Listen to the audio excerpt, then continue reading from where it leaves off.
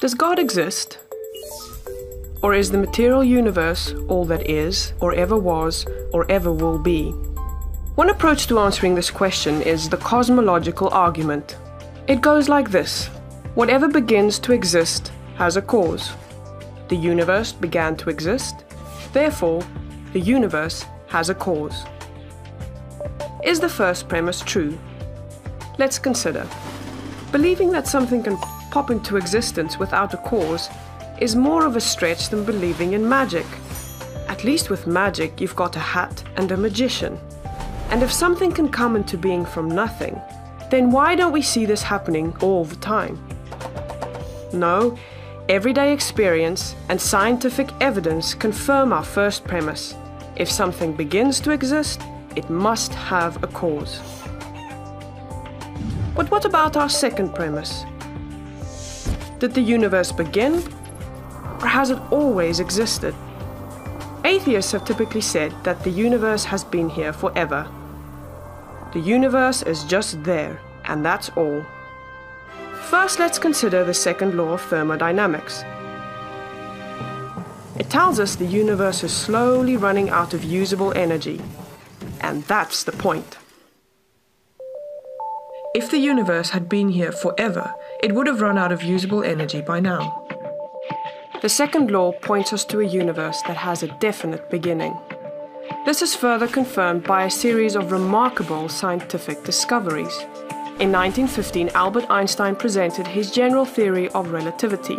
This allowed us, for the first time, to talk meaningfully about the past history of the universe.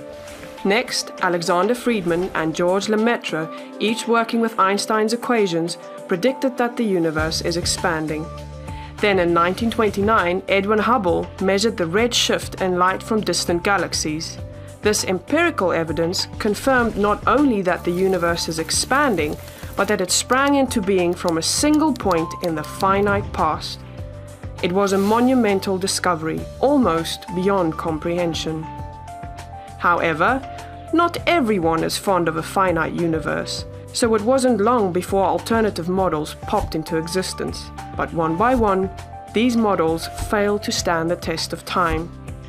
More recently, three leading cosmologists, Arvind Borde, Alan Guth, and Alexander Vilenkin, prove that any universe which has on average been expanding throughout its history cannot be eternal in the past, but must have an absolute beginning.